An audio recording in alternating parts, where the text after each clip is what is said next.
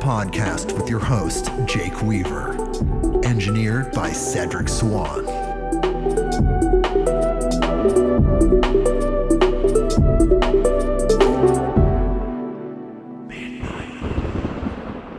Hey, everybody. We are back with another episode of Midnight on Earth.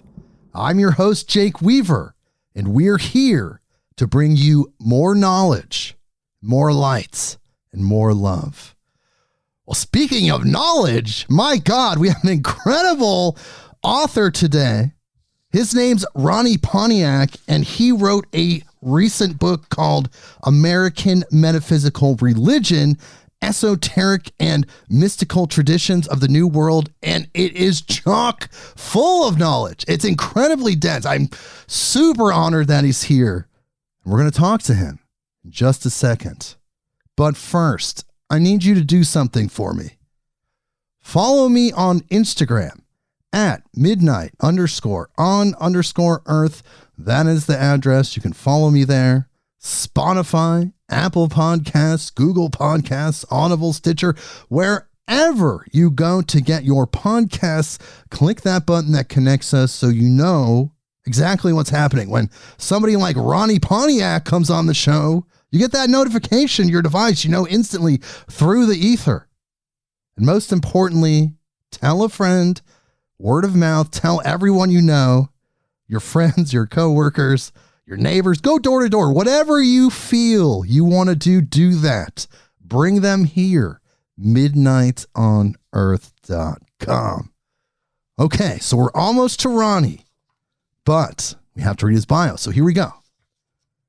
Ronnie Pontiac worked as Manly P. Hall's research assistant, screener, and designated substitute lecturer for 7 years. He's a producer of award-winning documentaries and has written for Invisible College Magazine, Newtopia, Metapsychosis, Occult of Personality, and Reality Sandwich. A member of the band Lucid Nation, he lives in Los Angeles with his wife, Tamara Lucid, author of Making the Ordinary Extraordinary, and he's here with us today. Hello, Ronnie. How are you? Hi, I'm fine. Thank you for having me on your show. Oh my God, I can't wait to talk to you. Thank you for being here. It's going to be an incredible episode because of this book that you wrote. It's so powerful. There's so much going on here. It seems like an incredible breakdown of America's metaphysical history. There's just, and more. So, wow. Thank you for being here again.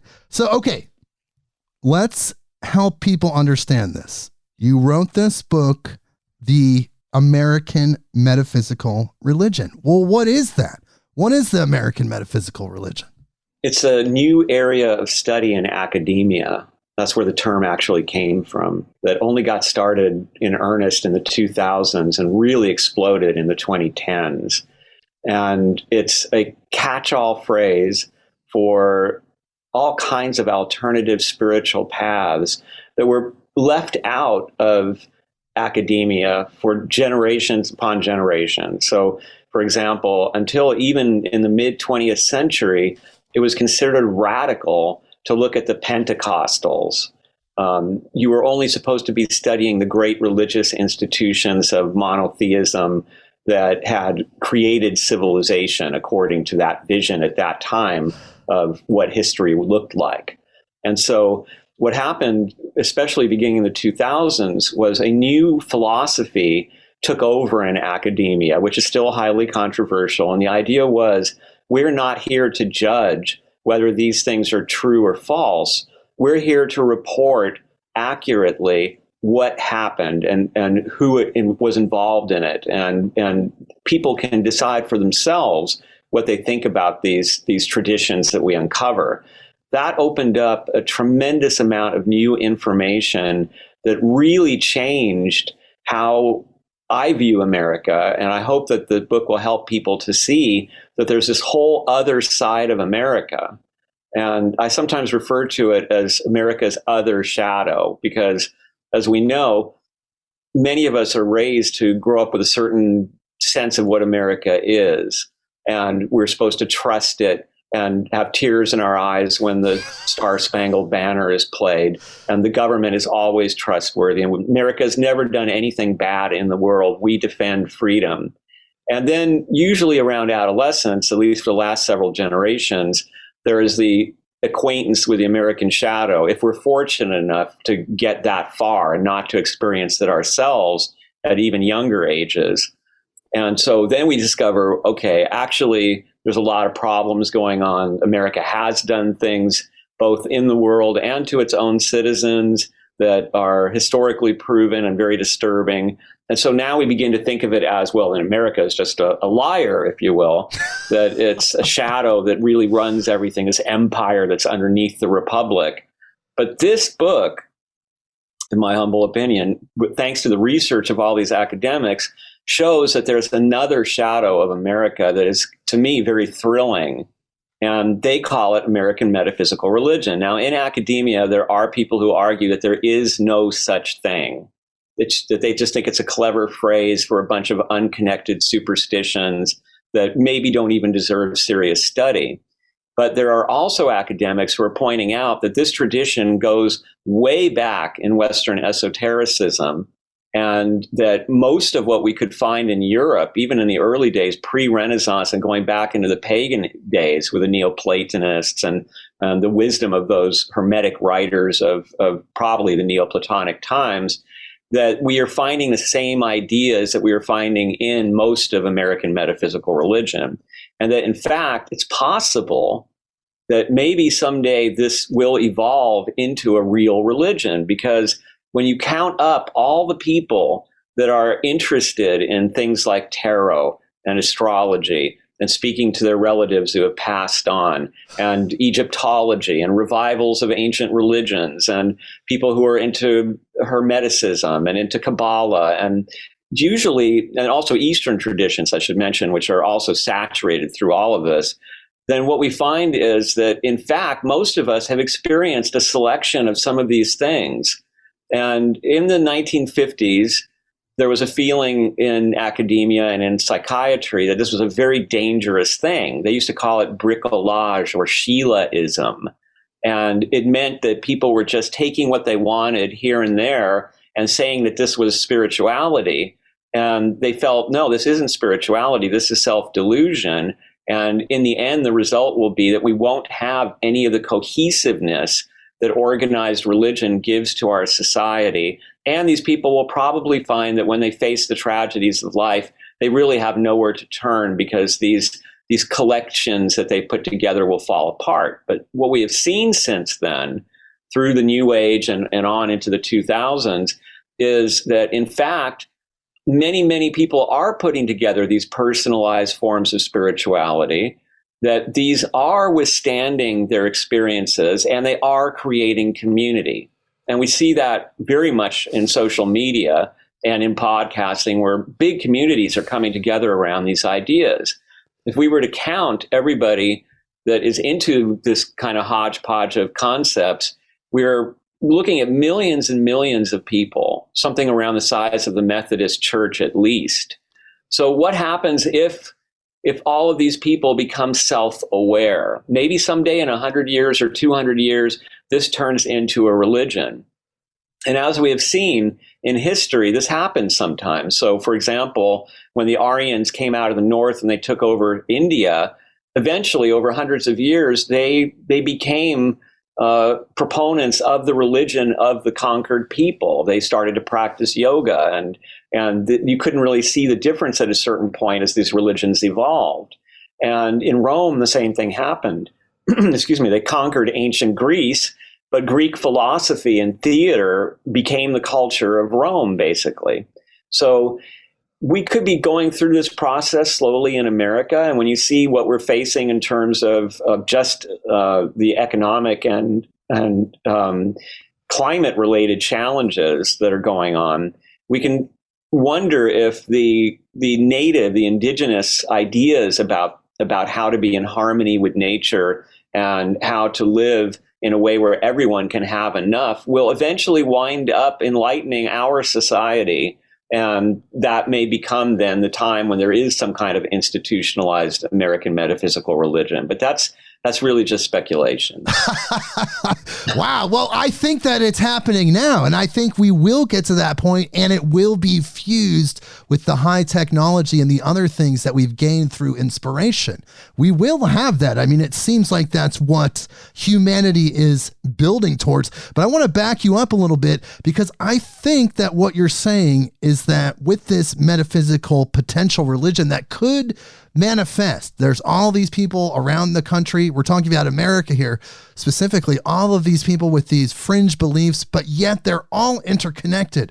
There's something, some thread that binds all of it, and that could activate everyone in such a way that feel that way, that they could choose to coalesce and group. And is that because these things are universal truths? Like, people are picking and choosing, like you're saying, and people noticed that, but they're picking and choosing universal truths that resonate with their higher self. They're not just picking concepts that feel comfortable, and maybe they do in some way, but it's a higher comfort.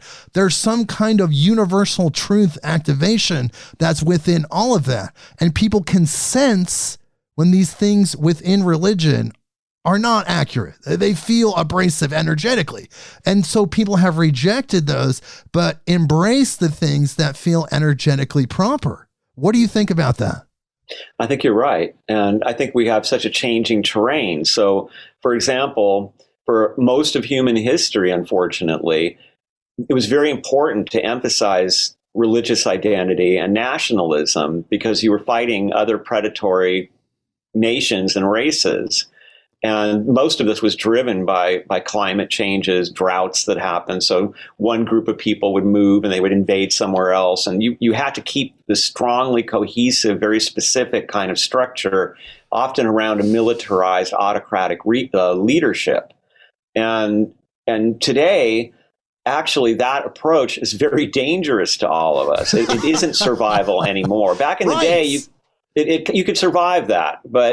But today, we endanger the entire world when we engage in those kinds of thinking and that kind of insulated sense of us and them. So the other thing is that it's been inculcated into us by organized religions that have been very powerful and want to defend their power, that they alone are the truth and all other ways are false and dangerous and will lead to eternal torment.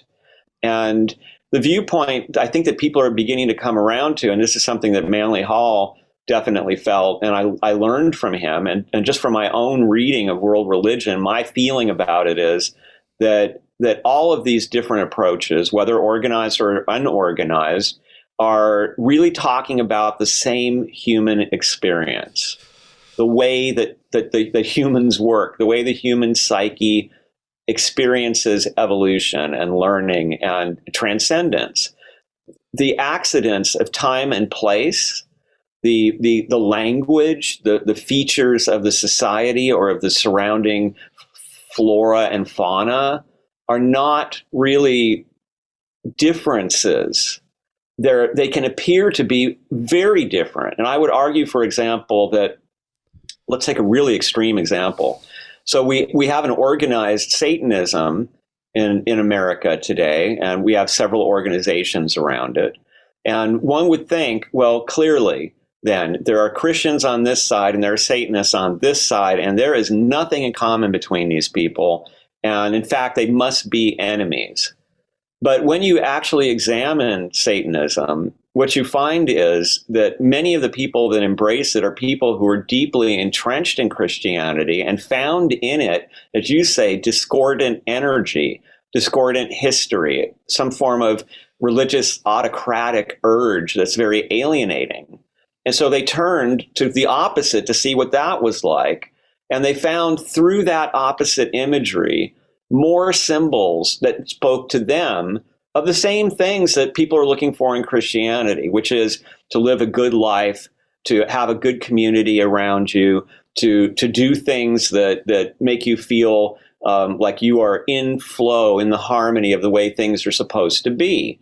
And if you look at the kinds of things that modern Satanists do, they're really not all that different. I mean, there are differences in terms of moral directives and such, but they also wish to contribute to the society. They want to contribute to culture. They want to uplift people, but their symbolism is so opposite from what we grow up in. So there's one example. But in my opinion, when you look at all the religions in the world, all the spiritual paths, they are all describing the same experience. And in America, we have this tradition from the very beginning, from the earliest days of colonization, of people that were leaving these conformist religious kind of autocracies and trying to invent their own relationship with God. And ultimately, this culminates in Emerson, Ralph Waldo Emerson, and his wonderful observation where he said, very controversial at the time,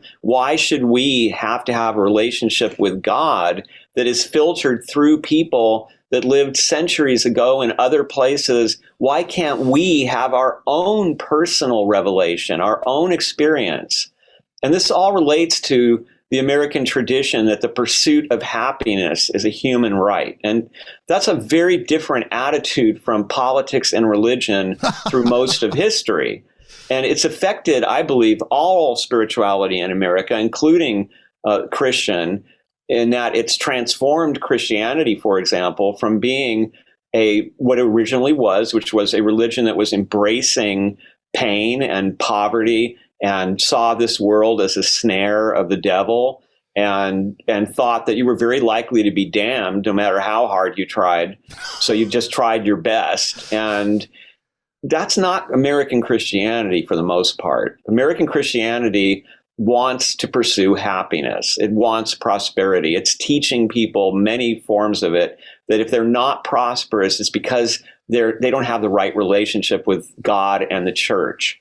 And so this is a radical shift. Although there were small pockets of this in the history of Christianity, in America, this kind of took over. And I have argued in the book that in some ways, American Christianity resembles American metaphysical religion more than it does traditional Christianity. Absolutely. So, and it has the spirit of America in it. That freedom of expression, that freedom of analysis, the freedom to walk away from the old world. That energy seemed to carry over in how the American Christian experience was processed. Yes, absolutely. And just to back you up a little bit, though, you talked about Satanism. Now, I don't want to talk about this too much, but just from your own knowledge, isn't there concentric circles of Satanism where there are people that are essentially trying to live a fuller life with different morals, but then there are actually other groups of Satanists that are perhaps practicing the rituals of old in ways that we maybe wouldn't be okay with in modern society? I suspect that is going on. And I think it's exaggerated. I know we've had, as you know, several satanic panics that basically vaporized into nothingness over time because they didn't really have anything underneath them. Right. But I do think that you have to, when you look at that kind of Satanism that we're talking about here, that these kinds of aberrations in spirituality have existed throughout time. And they exist even within monotheism, where we get cults that get involved in very disturbing things. And so I would just point out the obvious, which is you can't really avoid seeing the advertisements from lawyers who are talking about finding people who've been molested by Catholic priests, for example. Exactly. And we know that this was a big subculture that was going on there and all kinds of weird stuff was happening. And so I think that, of course, because of the very nature of it and where the whole concept of Satan comes from, and the fact that it was seen as a negation of Christianity, that this is going to attract people who want to commit violence or other really transgressive and what we would consider evil actions. And so they cloak it in this idea of Satan. And therefore they feel that they're gaining power from this. And, just on a personal note, when I was a teenager, I came from a very difficult family, and I was just this weird kid of immigrant parents and a runt, and I got beat up constantly, and I just didn't belong anywhere, and I had no social contract. So as I got into my teens, I had a lot of petty theft going on and such. And finally, in my late teens, I exploded into full nihilism. And I started a band that was really negative and violent. And I was seeking this kind of stuff. I had spiritual experiences mostly related around weird interactions with wild animals like coyotes and rattlesnakes. And I felt through that there was some sort of spiritual communication or presence between nature and human beings, but that's about all I had. And so when I started to seek power in this negative way, I started going for all the books that I could find that promised to bring that to me. So I was looking at the Satanic Bible, and I was looking at the works of Crowley and Austin Spare, and they all disappointed me.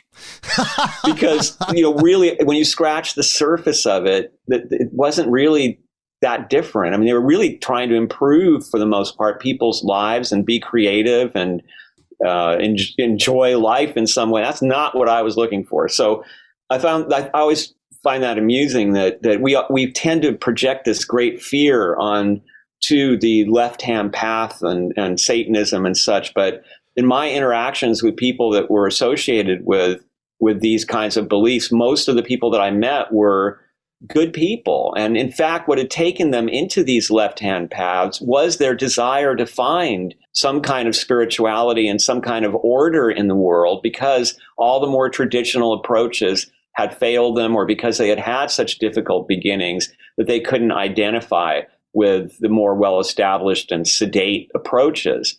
I did meet people that seemed to have serious problems. And I met people when I was a screener for Manly Hall who had serious problems. And some of them were attracted to the idea of the demonic and the satanic.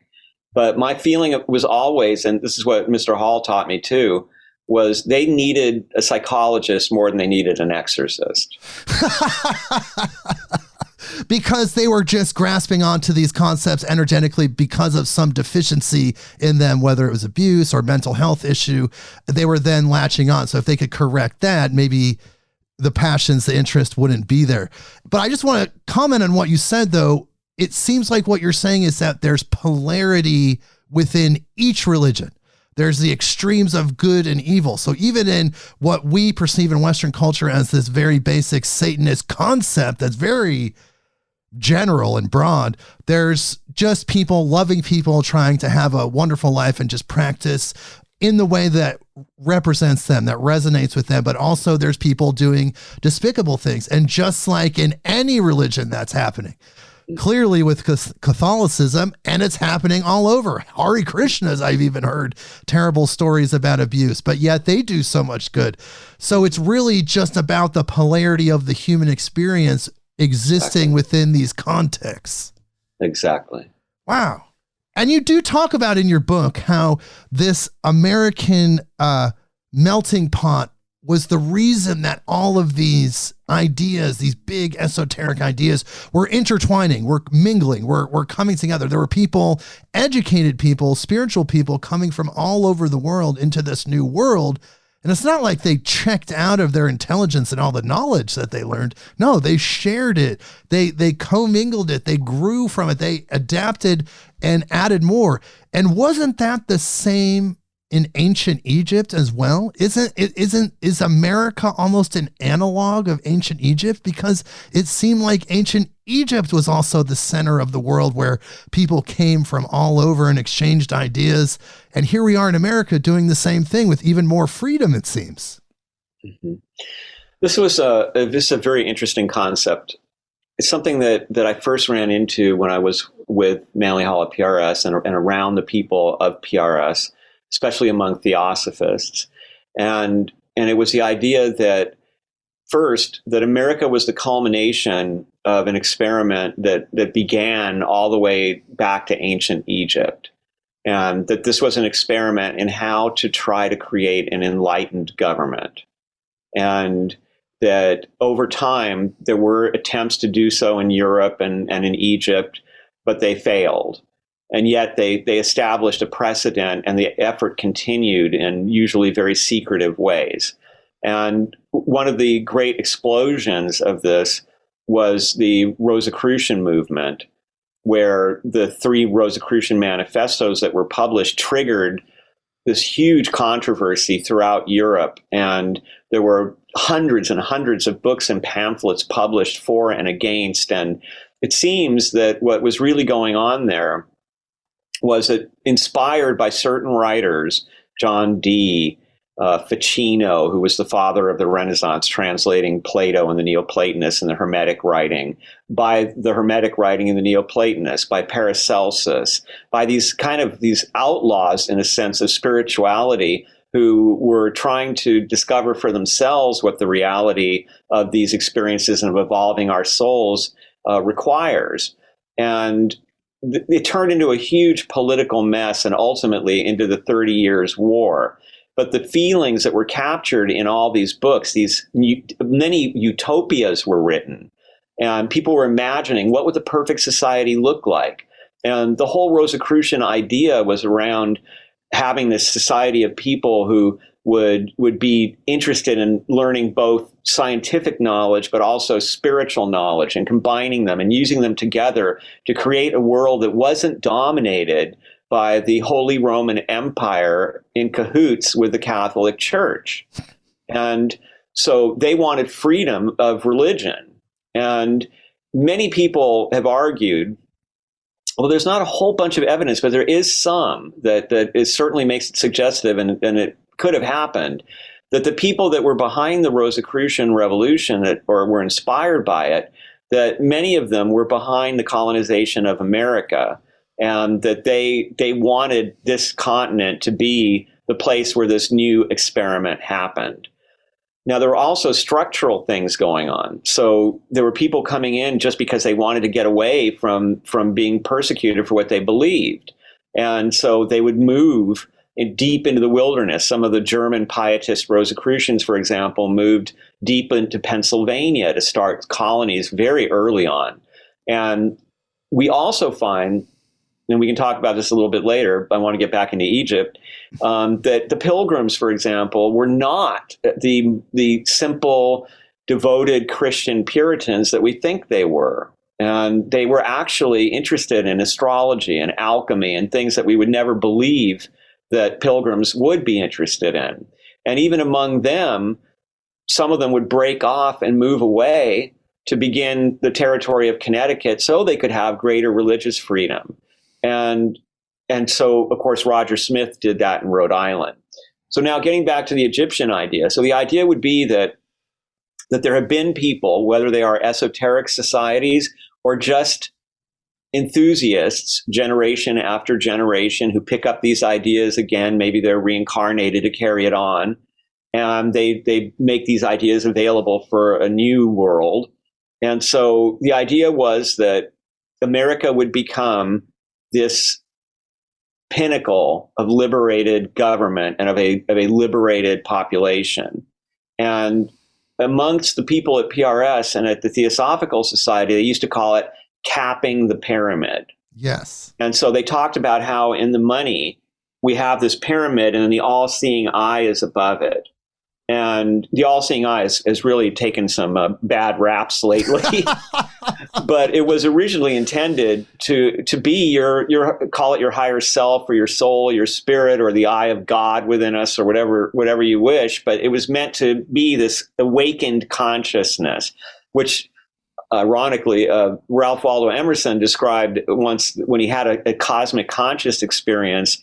He said it was like his entire body had just turned into one giant eyeball. right? Because he felt he was in touch with the entire universe for a few minutes there. And in that kind of cosmic consciousness, throughout history, we often see the symbol used of this big open eye with some radiance around it. And so Manly Hall used to lecture about, and he wrote about, the idea that America in particular was chosen for this great experiment, and that there was this reincarnation of Egyptians that would occur in waves as they were attempting to cause this capping of the pyramid to happen. So, for instance, at that time, the New Age was going on, and he felt that many of the people that were around the New Age were people that were reincarnated from Egypt. And we do see a renaissance in interest in Egyptian studies during the New Age, with amazing books like Normandy Ellis's Awakening Osiris, which was a reinvention almost of the Egyptian Book of the Dead. And there were also two serious revivals of Egyptian religion that occurred around that time, organized, and these became lineages of people practicing. And one of them is actually recognized by the US government at this point and is established all over the world. So this interest in Egypt really blossomed. And so the idea is that all of these souls who've incarnated are here for this kind of this grand confrontation, right? Which is it's a battle for the soul of the country. And the irony of it is that it's happening during the US Pluto return. Yes. And so astrologers talk about, most of us have heard of the dreaded Saturn return that most of us live long enough to experience twice. And we generally don't look forward to, but a Pluto return, no human being ever experiences because it takes so long. But this country is now in its Pluto return. And we can look back in history and see, for example, what happened in Rome, when Rome had two different Pluto returns. In the first one, there was a huge plague.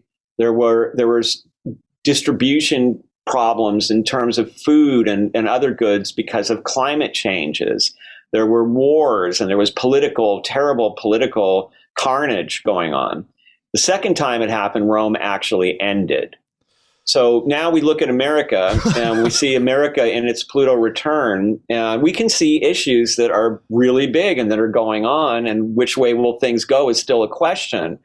And so apparently in this belief system, those of us who are here trying to fight for the vision of an America that is a liberated place, a place where people live according to the law of love, and where we respect one another and freedom of religion is practiced. And there is separation between politics and religion, and we are not being forced to behave in certain ways because some of us have certain beliefs.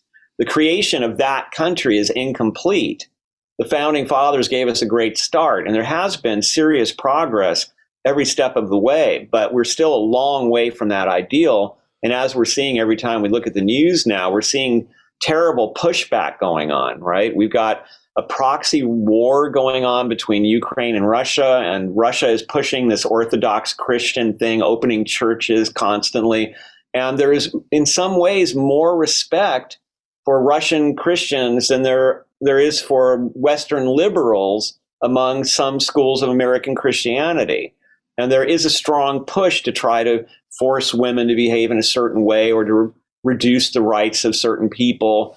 And yet, even within those movements that are trying to inflict their religious beliefs on the rest of us, there is still this sense they feel persecuted. They feel that their rights are being ignored and are being trampled. So we've got a lot of issues to work out in America right now. And yeah. You could say that again, but we're going to do it though, right? Because we're humans with infinite potential. We certainly can do it. And I'm optimistic about it. I feel that we are looking at a big generational shift, and I have a lot of hope, especially in the younger generations. But there are also a lot of people in the older generations who have a lot of experience with these matters on the spiritual side, and they've been pretty quiet. I mean, although social media has exploded, and although interest in all of these matters is wider than it's ever been in the history of the country, and maybe in the history of the world, it's still rather quiet, right? If you think about it, there's not a bunch of teachers out there. Like if for those of us who were involved around the New Age time, it was different. There was so much going on. There were just blossomings everywhere of new businesses, new approaches, new ideas. And that is happening in a more restricted way in social media right now. But to me, I feel it's setting something up that will be even bigger, some kind of a cultural renaissance where all these young people who are on social media teaching each other and fearlessly exploring this stuff. When you think about the courage, for example, of many of these young women. So let me give you an example. So in the 1960s, for the book, I interviewed a great writer named Mary K. Greer, who was one of the early great writers on the tarot, but also wrote a great book on the women of the Golden Dawn. And she was telling me that in the 1960s, early 1960s, kind of early mid, she was in Florida going to school, and she became interested in tarot, and she could not find a tarot deck. Interesting. There were no commercially available tarot decks yet. And she eventually found like a gypsy card deck or something like that in a store someone told her about that was a pioneer metaphysical bookstore in the bad side of town, in the college town, right? And so not much had changed in about, I guess, what would that be? That would be like 80 years, because I write about this guy, Thomas Johnson, who published a newspaper called The Platonist around the time of the gunfight at the OK Corral. And he could not find a tarot deck in all of America at that time. Wow. Well, today, there are thousands of decks. I talked to Adam McLean about it, who's one of the great collectors. And he said he couldn't even count them anymore, that he lost count over 8,000. And there are all these young women and young men on social media, and some not so young, who are teaching, just fearlessly teaching each other. This is how I do it. This is what, there's no question there. They're not embarrassed. People used to be embarrassed about that stuff. You didn't want to tell people that you were reading tarot cards. You had to be like careful about that. In the 1960s, finally, it kind of exploded, but that was only with the counterculture, where suddenly tarot cards were kind of sexy and in, and everything like that was. Then it happens again in the 80s. So now we have people who don't have that feeling of embarrassment or fear of persecution, unless it's from others who believe like they do, who see it in different ways. So that's a big change. And I think that that's setting up something over the next 20 years, probably indicated by Pluto in Aquarius, by the way. Definitely. And we're going to see, I think, this big explosion of interest in these matters. And then even more importantly, what is the result of that, right? Because we don't want a bunch of religious fanatics running around fighting each other. What we want are people who are hooked in to their spiritual centers and who are therefore able to make choices and to do things on a higher level than they otherwise would have been able to.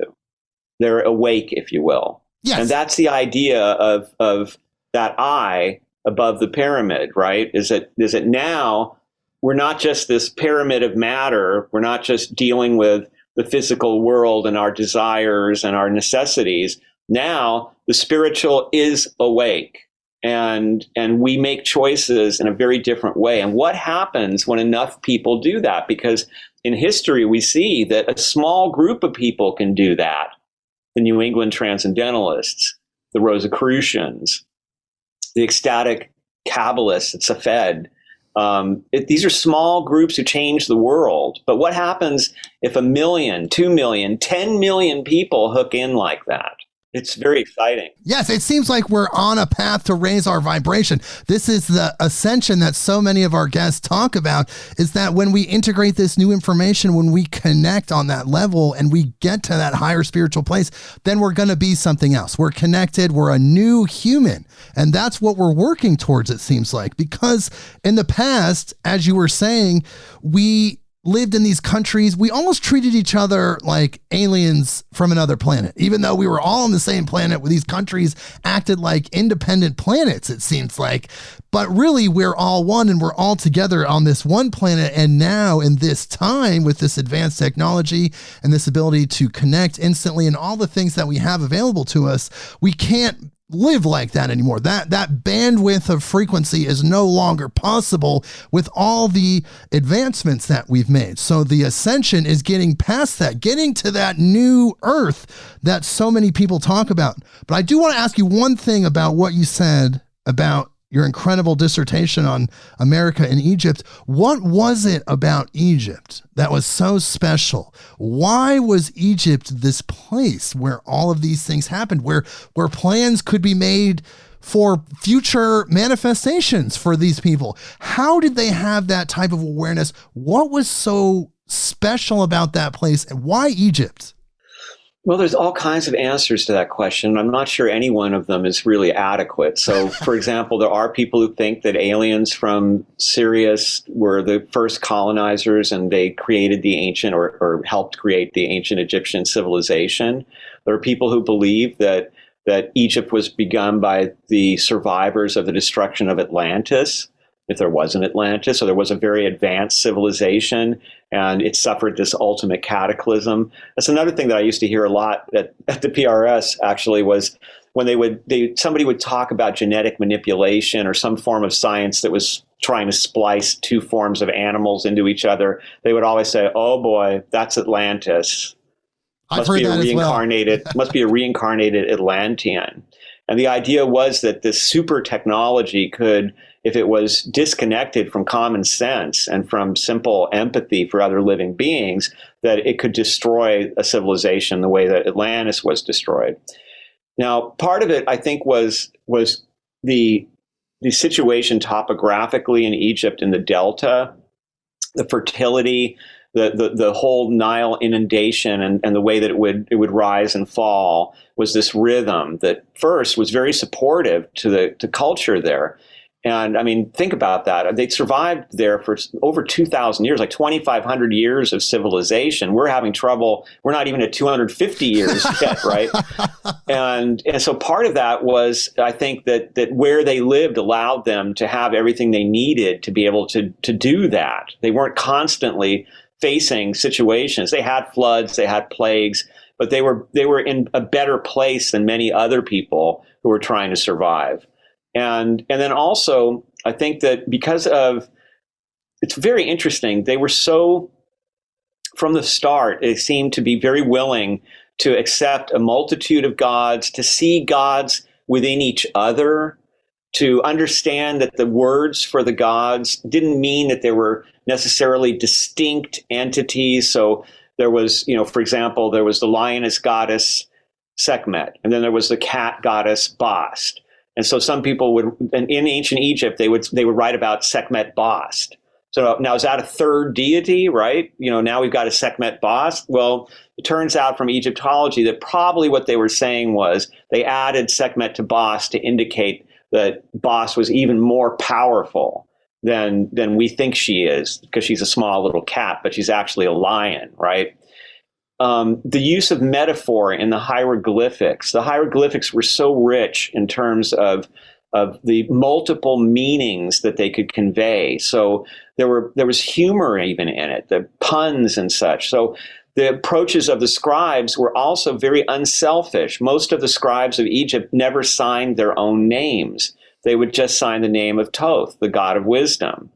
And then ultimately, because they were open in this way, you could see different kinds of waves in the which gods became popular, representing which priesthood. So, for example, there were times when women became powerful in Egypt, especially during the New Kingdom, and especially when Hatshepsut became probably the first female pharaoh.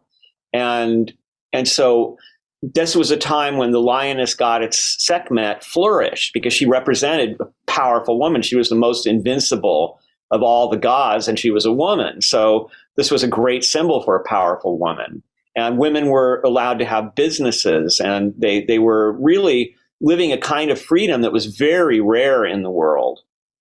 Later, there would be military autocracies that said, no, we don't like that. You girls can worship Bast, have a nice little cat for your kitchen, but we don't want you being pharaoh. The men got to run things because we got to fight off these guys or that guys. So that would happen. But because of their interest in all this and their very early development of writing, Egypt became a center where the wise from all over the world came to learn and also to share knowledge. So it's fascinating that, for example, for so long of American history and of European history, historians were saying, well, we owe everything to Greece and Rome. But the Greeks were saying, we owe everything to the Egyptians. And they would say that Pythagoras studied in ancient Egypt, or that Orpheus, the founder of the Egyptian religion in some ways, of the Greek religion, Greek alternative religion away from the Olympian, that he studied among the Egyptians. So people were bringing these Egyptian ideas into the rest of the world, and they became, I believe, the soul, the core of Western esoteric teaching. And then eventually some of it became known as the Hermetica. And although I don't think that the Hermetica were written in ancient Egypt, they do seem to capture many of the ideas of ancient Egypt and were probably a Neoplatonic attempt to write all this stuff down.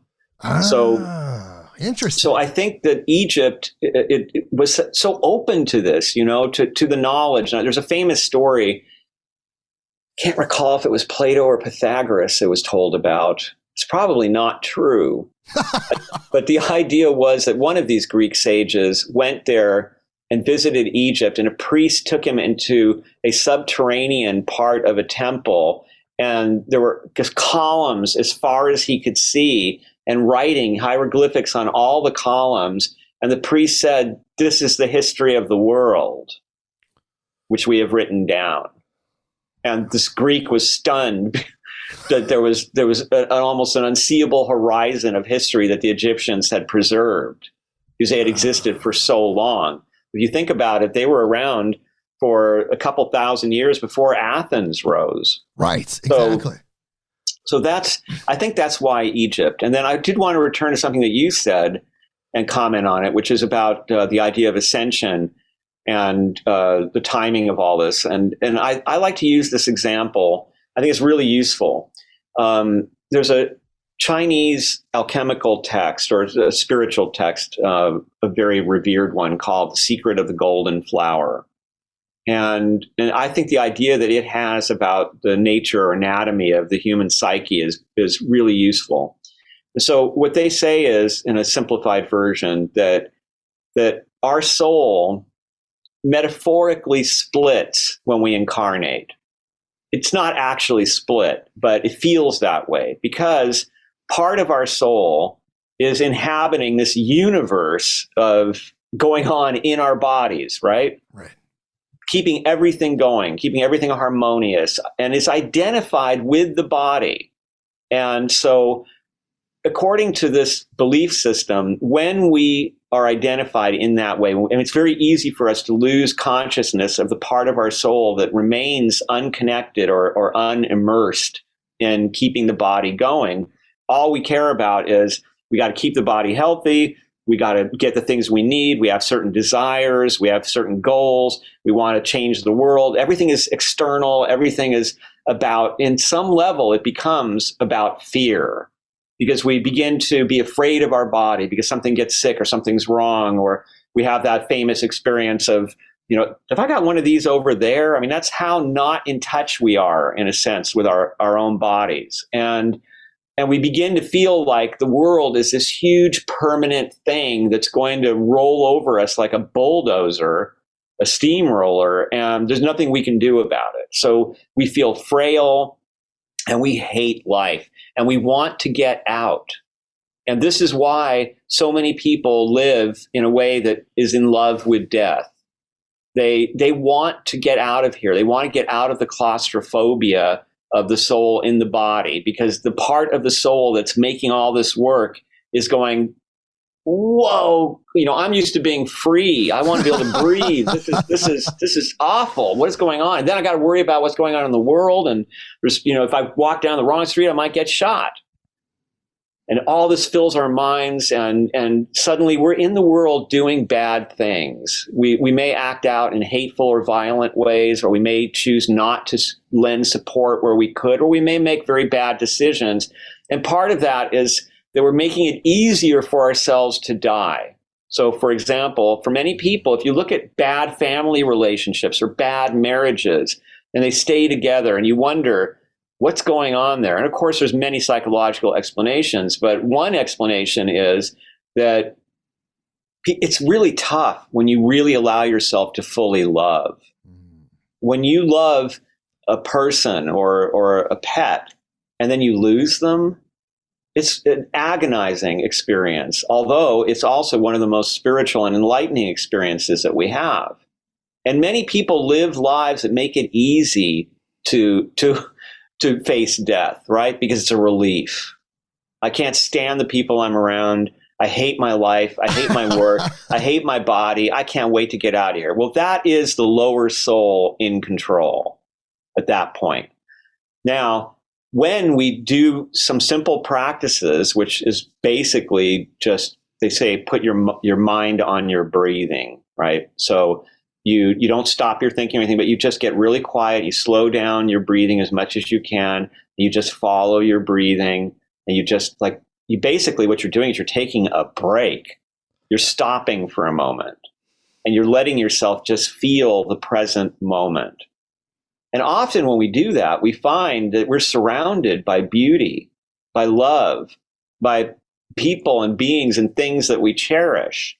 And we forget about them because we're in this turmoil of trying to survive and worrying about things that aren't even in our immediate vicinity.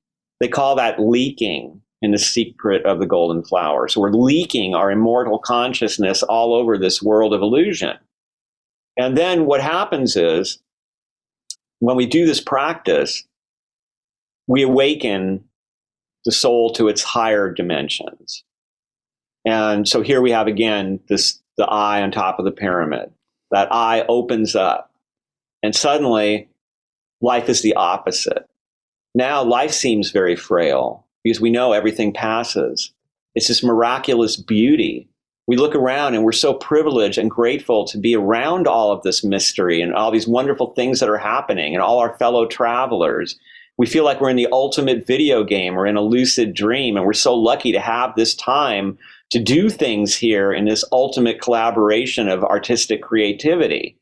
And we are cherishing the world and cherishing life. And we're not afraid because we know that we will go on, that we are eternal in our essence. And so we have this rare opportunity to learn and to help and to experience. And we're going to really make good decisions. And we're not going to be hateful and violent, because when we're confronted with tragedies or with evil, we understand that it's temporary and that it's the reflection of a tormented soul that has forgotten itself. And that's such a beautiful perspective. I mean, that's really, like you said, the higher soul's perspective. And if we can get there all the time, then that lower soul experience, the depression, the anxiety, even for some people, suicidal thoughts, it all goes away. Mm-hmm. Now, tell me, though, I do want to back you up a little bit as we talk about your book, because Freemasonry, it seems, uses a lot of Egyptian concepts. And Freemasonry was part of the foundation of America. Mm-hmm. And that is carrying over, it seems, that Egyptian information. What do you think about Freemasonry's role in the creation of America and the American metaphysical history? It was very important, especially among the founding fathers. And Freemasonry in general was a way to explore these alternative approaches to spirituality. So it had to be a secret society because it was trying to exist in the midst of Christianity. Right. And so I often point out that for example, prior to Luther, that the Catholic Church was probably the world's greatest surveillance state of the time, of any time until now, probably, because every confessional was a source of information for the church. Right. And everybody had to confess. So the church could find out everything that was going on everywhere. And even though priests weren't supposed to repeat the items that they learned in the confessional, they could tell their superiors if it was something important. And so people lived under this domination for a long time. And so in Freemasonry, it begins we don't actually know where it begins. There could be Templar connections, or appear to be. It could date back to ancient Egypt and to ancient Israel. They say it dates back to the Church of Solomon, the Temple of Solomon. And we don't really know. We know that a lot of the teaching in it definitely reflects Hermetic ideas, Neoplatonic ideas. Again, this alternate Western esoteric tradition is definitely there within Freemasonry. And as it comes to America, after all, Freemasonry is about brotherhood. It's about helping each other. It's about honesty and such. So probably it's true that Freemasonry was waylaid by people who used it for other reasons. And that's part of the reason that it's got such a bad reputation. It just seems to have played such a pivotal role in the foundation of America. And then we talk about these American esoteric concepts like you detail in your book. And it seems like Freemasonry is just right there with all of it. General Albert Pike. Yes. The founder, the author of Morals and Dogma, the most important book for the Scottish Rite. He's a controversial figure. His statue was knocked down during the Black Lives Matter movement because he was a Confederate general. Right. And he does, in his book, he doesn't challenge slavery, but he does tell people that they should treat their slaves as if they were their apprentices, to lift them, to teach them. But nevertheless, he was a Confederate. And so his book, and here's the interesting thing to me about it, is filled with Neoplatonism, but also borrows generously from Eliphas Levi, who was a ceremonial magician in Paris in the 1800s, a brilliant writer. And so you can see that in this book that is considered really a holy scripture by Freemasons, that the influence that's coming through there is pure Western esotericism. And it's organizing it in a way where it can be taught step by step to people through these rituals and through the reading and study that goes with it. So I do think that, first, it really informed the founding fathers, many of the founding fathers who were Masons and who were moved by what they learned through Freemasonry about fraternity and about freedom. And so then later, I think, it continues to be an influence throughout the history of the country, although it begins to have this. See, the thing is that Freemasonry and Catholicism have sort of been fighting each other for a long time. Yes. And so in America, there has been, from the Christian side, an effort to demonize Freemasonry. And we can see how Freemasons are blamed for, they're the Illuminati. They're the ones who are creating all this devastation in our world. Now, when I was working for Manly Hall, who was himself a 33 degree Mason, and who I have spoken to people who think, well, he must be a reptilian Illuminati if he's that. And I was able to, he recommended me. I ultimately didn't join because I didn't like the separation between men and women that's practiced in most of the rites. But I did get to lecture at some of the more beautiful temples, Freemasonic temples in Los Angeles and Southern California. And I met Masons, and they were all so wholesome and just really sweet, kind of usually older people who really meant well and were trying to do good in the community. And now, of course, if there was some sort of a secret cabal, it wouldn't be something that you would immediately run into. But my experience with Manly Hall was the same. He was this very sweet, charitable, gracious human being. And I saw nothing to suggest that there were any kinds of pretensions toward power or manipulation of the masses or anything like that.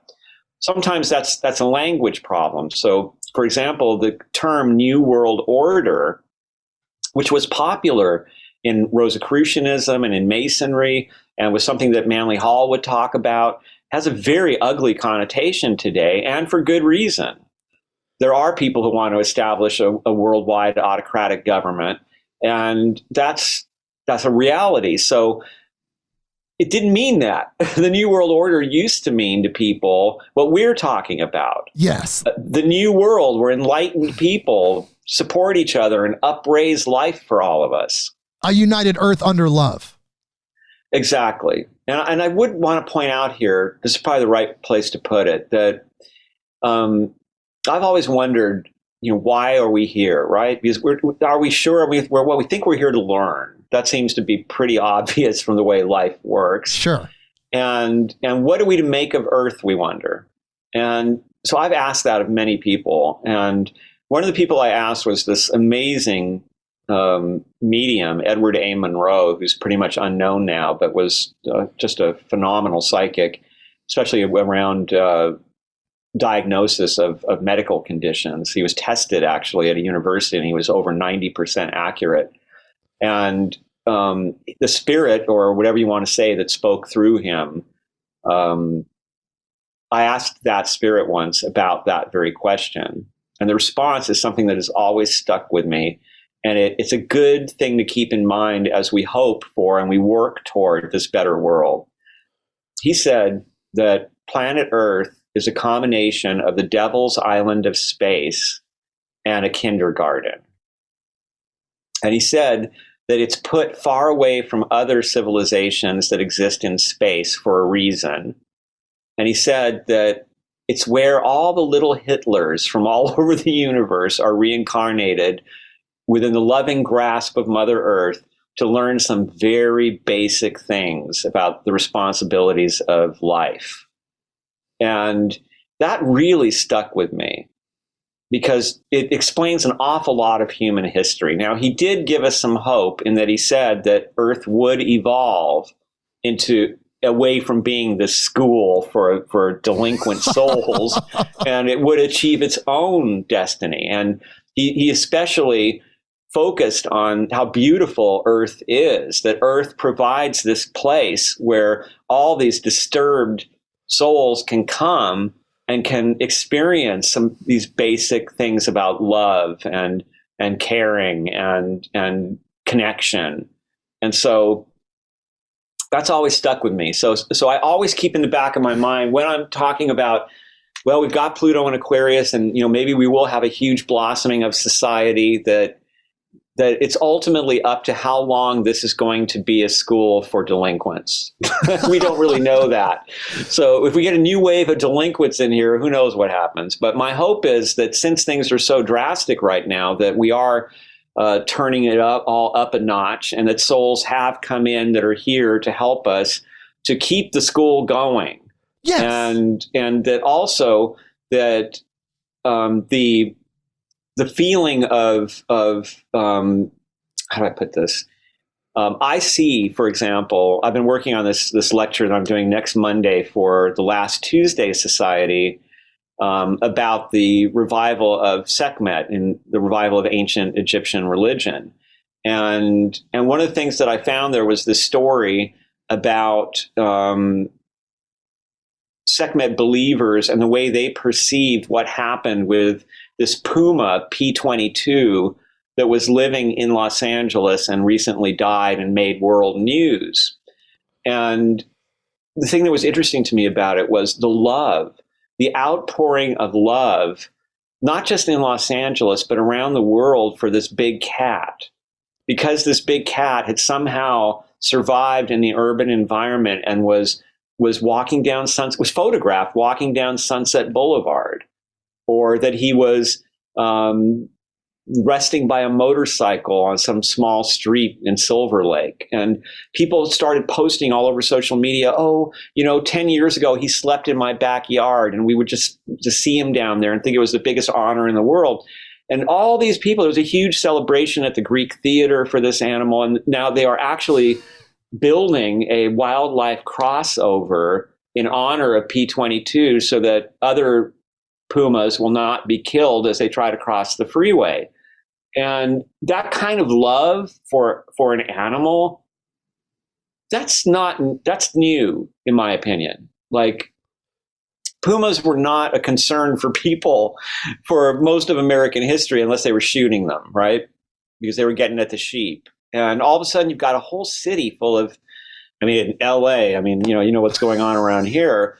And yet they all get together, people of every color, of every religion. They all got together and they were mourning the loss of this cat that they all loved. That's a hopeful sign to me. Yes, they were acknowledging its sentience, its actual individuality, the soul, the spirit of that being. They were seeing it as a being, much like Hindu people do with their animals. And that is a indicator, I would say, of ascension. Now, I know you worked with Manly P. Hall, and this interview is about you, so I don't want to go into Manly P. Hall too much, but I'm such a huge fan, and people that listen to this show know that I'm a massive fan of Manly P. Hall.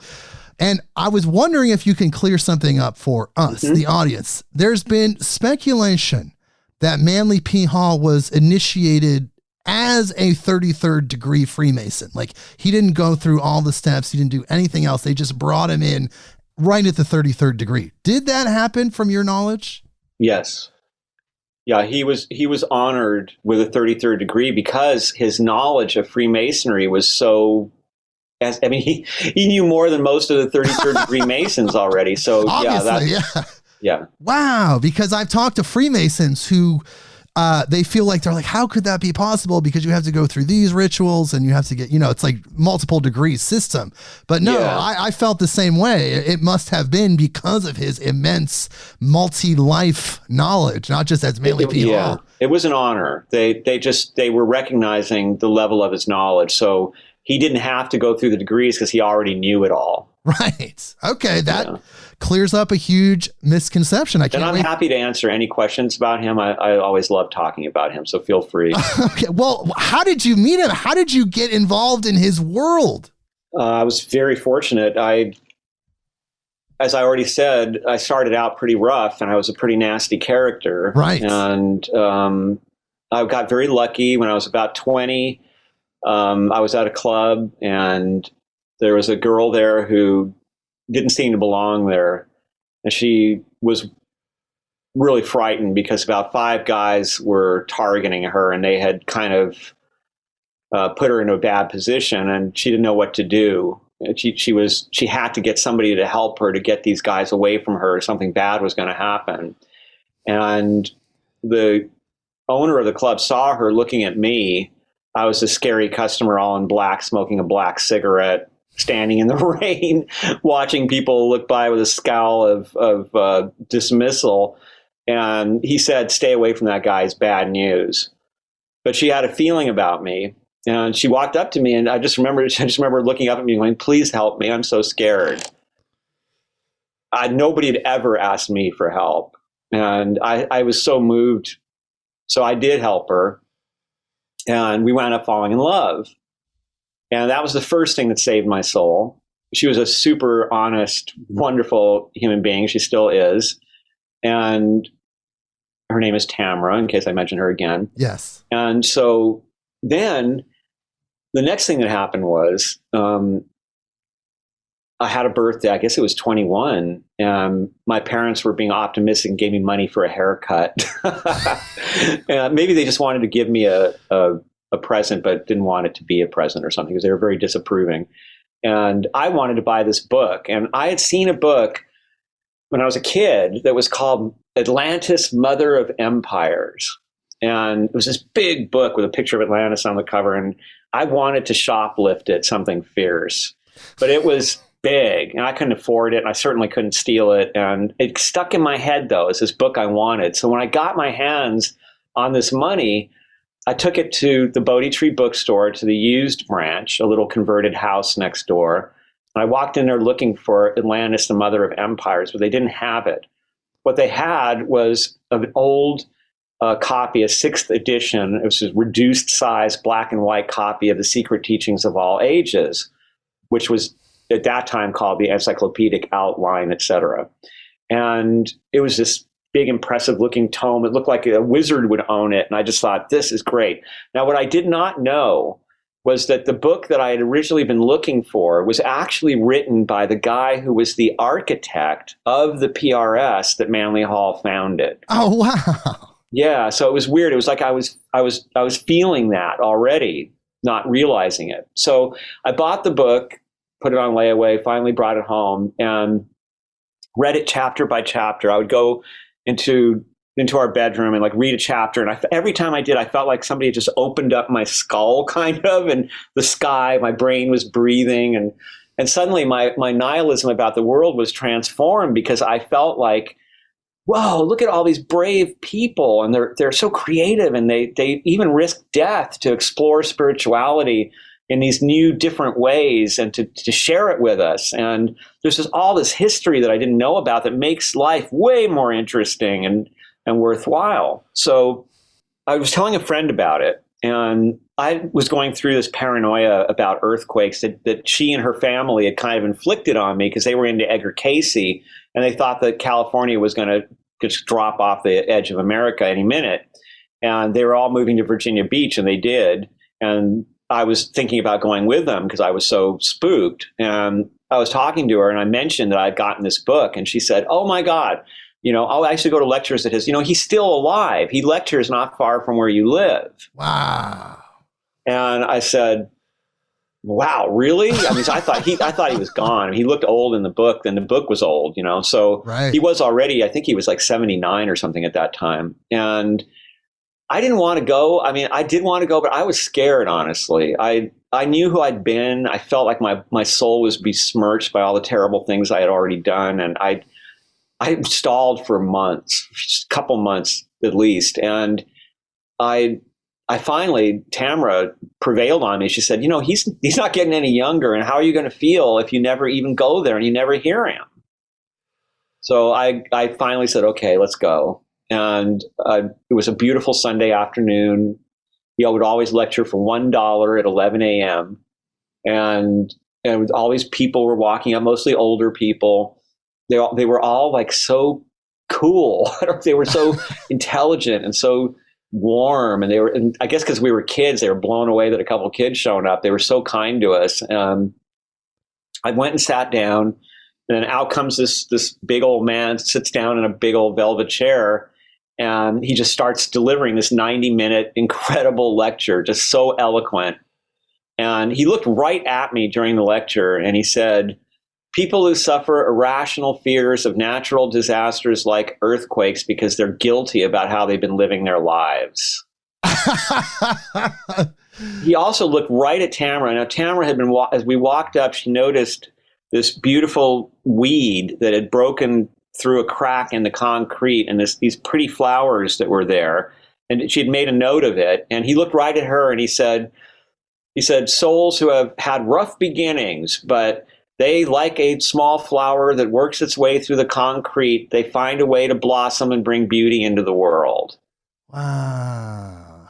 So we both, as we were comparing notes, he talked right to me. He talked right to me too. Now, later I found out two important things. One, he couldn't see us. His vision was pretty bad by then. We were just blurry colors out there. So somehow he was delivering this stuff. Was he in, I like to say that he was in the Tao, because when I knew him, he was very much a Taoist. But was he channeling? Many people think that he was. Whatever he was doing, I found out later that many people had this experience with him, where he would talk right to them about something during a lecture.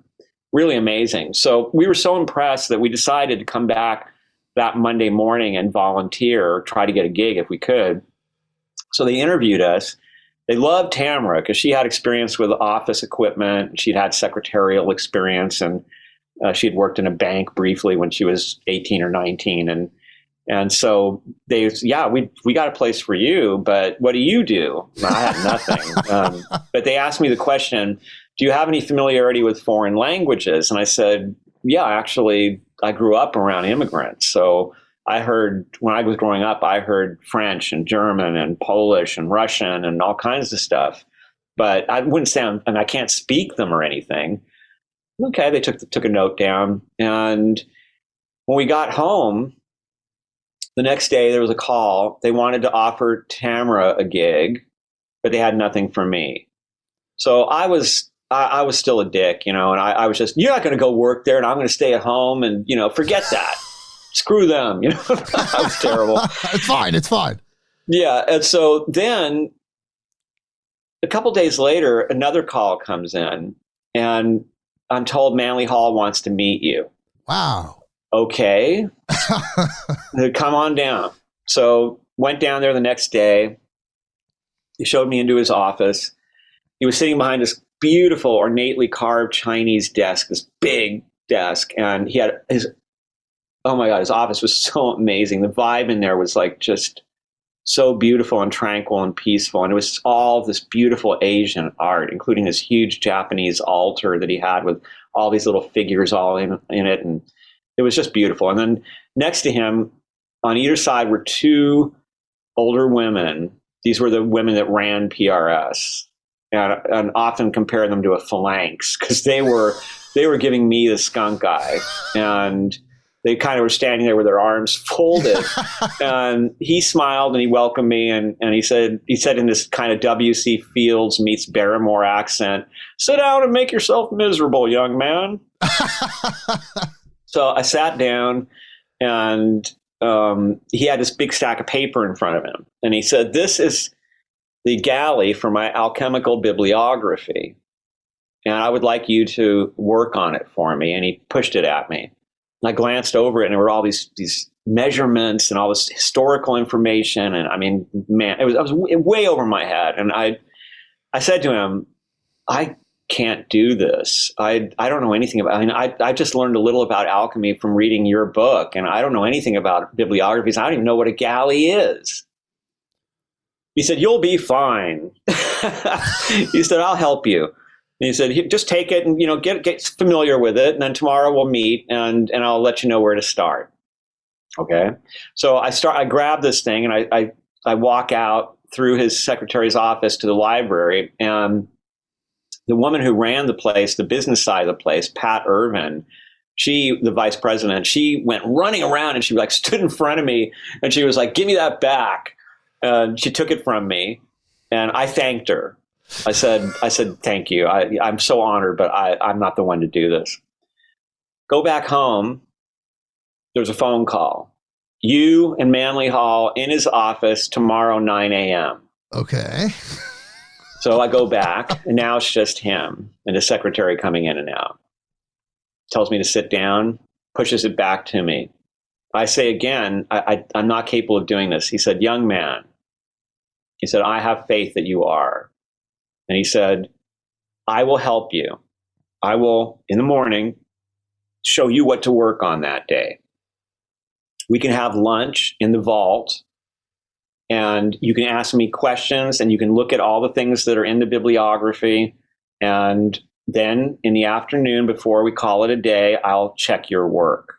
I had to say yes. I mean, the opportunity was, honestly, it's still, just like when I met Tamara, it would be easy for me to get tears in my eyes. Okay. I mean, it's, I bet what happened was just so amazing. And so that's what happened. And the guy that was the actual bibliographer, the editor of the bibliography, who was an academic and who had gotten into conflict with Manly Hall because he had included information about bodily fluids that were in these alchemical manuscripts, and Manly Hall didn't want it in there. And he was arguing, yeah, but this is important for academia, for scholars. But Manly Hall was saying, I don't want people to hurt themselves with this stuff.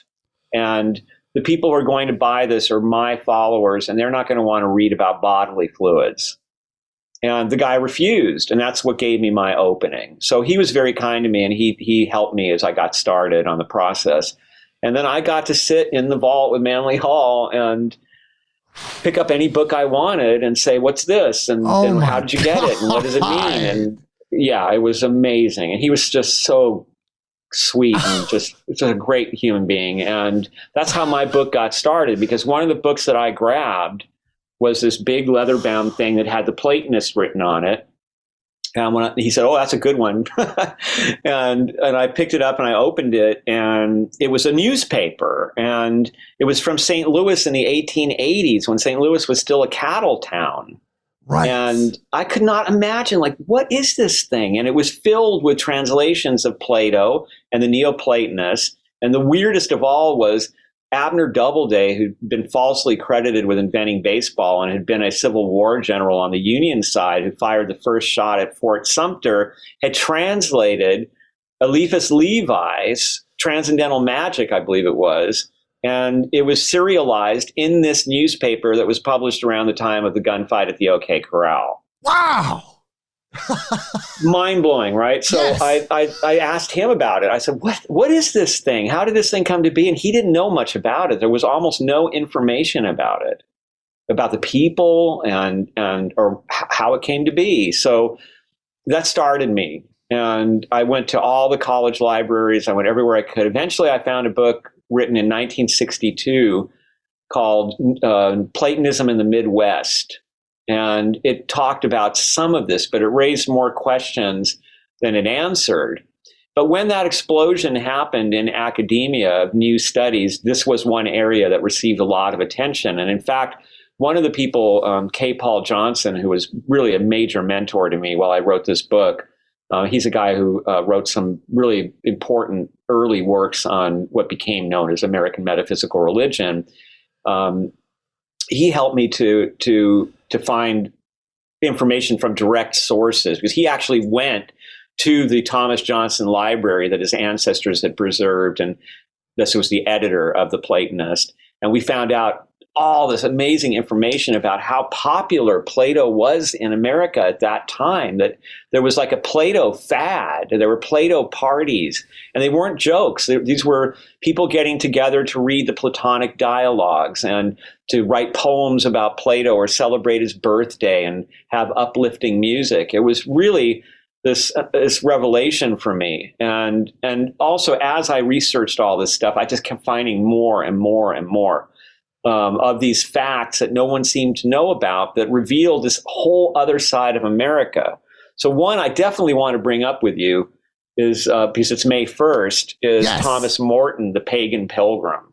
Yes, I know you did want to talk about that. He was the first person, as you talk about in your book, he was the first American to publish a fart joke and a dick joke.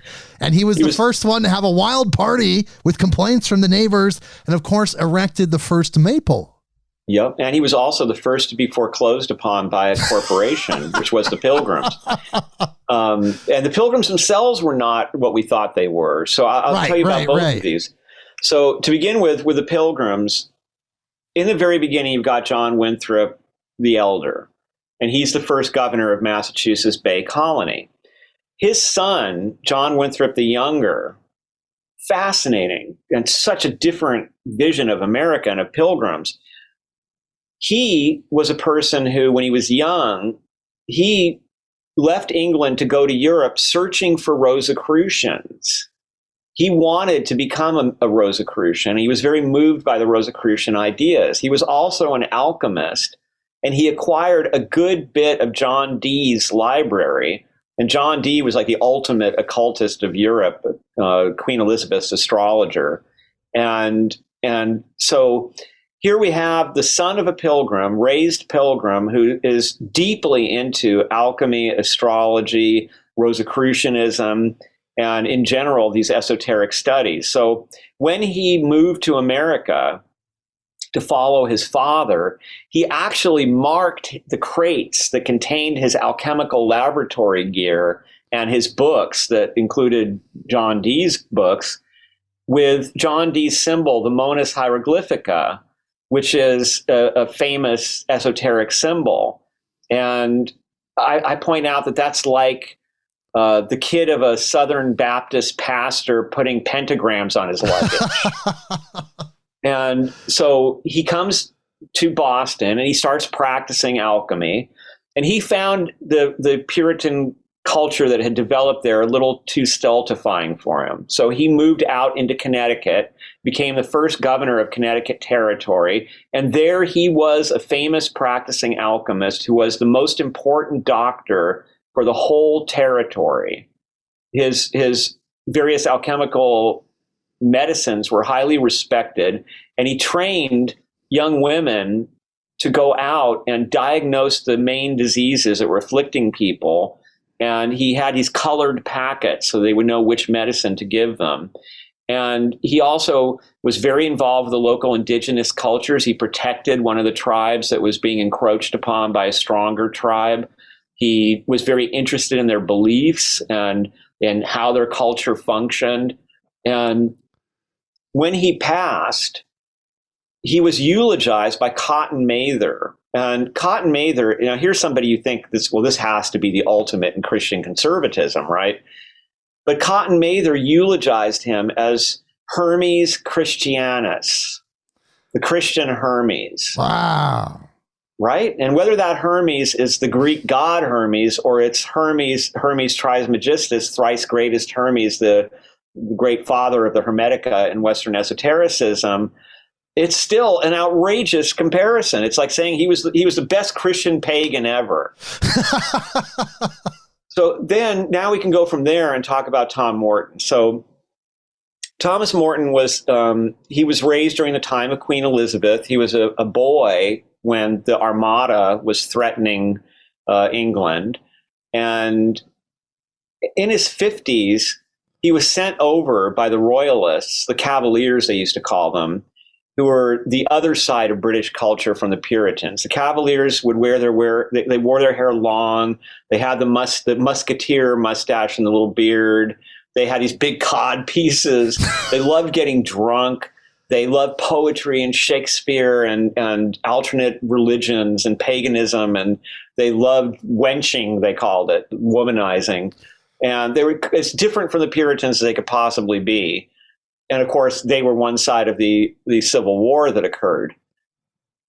They were way behind. The Puritans were establishing a strong beachhead in America, and they wanted one too. So Tom was sent over by himself in his 50s to go across the Atlantic and start a new trading post to represent the Cavaliers. He picked a place called Marymount. It was a round, grassy, green hill right on the Atlantic. And there he built this trading post, which he also called Marymount. And this was a deliberate pun. It was the Mountain of Mary, but Mary Mount also meant having a good time with somebody, right? And it was also a pun on a Latin phrase indicating the male genitalia. This was what he was like. He was always punning and joking. And his trading post was so much more successful than the Pilgrims. He didn't have to have a wall around it. He welcomed everybody there, and they began to prefer his trading post to the Pilgrims. So, of course, the Pilgrims were infuriated, and they also believed that he was arming the tribes with guns, which he was, but he was doing it so they could protect themselves from stronger tribes that were encroaching on tribes that had been decimated by the diseases that the Europeans had brought over. The Pilgrims thought he was selling them guns against the Pilgrims. He loved being here so much. He was fascinated by native culture. He would talk to them about their dreams and about their religious beliefs. And he even wrote about the waters, the different springs in the area that the tribes recognized, because some of them were medicinal. Some of them were bubbling up through these beautiful crystals and were supposed to help you sleep really well. And he found all of that fascinating. Whereas the Pilgrims were afraid of America. They were afraid of the indigenous people. It was all satanic, and they weren't participating. He celebrated on one May 1st by putting up this giant yellow pine maypole that was said to glow like it was golden. And it had ribbons, and he wrote this bawdy poem that he tacked to it. And he said that he was establishing a tradition that would happen every single year. And it was addressed to a goddess. And he invited everybody, outlaws, pirates, trappers, all the indigenous people, even from tribes that were in conflict, and the Pilgrims who didn't attend. The Pilgrims claimed that it was this crazy, wild party. Everybody was fornicating and drunk. Morton says quite the contrary. In fact, he says that he found the indigenous American women to be more moral than the British girls back home. And he said it was a very stately and lovely affair, and that everyone had a very good time, and it was filled with brotherly love. Well, the Pilgrims had had enough. There weren't going to be any more May Days. So they came after him legally. They came after him physically. They showed up and they beat him up and pushed him around. They imprisoned him. They wound up burning down the trade post right before winter struck and this is the beauty of this, was they invited the indigenous tribes to come watch them burn down this evil thing. Oh. And the tribes were laughing at them because they were like, what kind of an idiot burns down shelter right before winter? So they had him during that winter captured. They were starving to death. And he said, let me go out and hunt for you. I swear I will come back and be your prisoner. But I'm not going to sit here and starve and watch you starve because you're too stupid to go out and hunt. So they said, all right, we'll go out and get some food. So he went out and he hunted. He brought back food, but not enough for everybody. So he said, let me go get the rest so the poor can eat, because the rich took the food. And the pilgrim said, no, there's no food for the poor. He couldn't understand it. He didn't understand how they could be Christian and let their own Puritan brethren starve just because they were poor.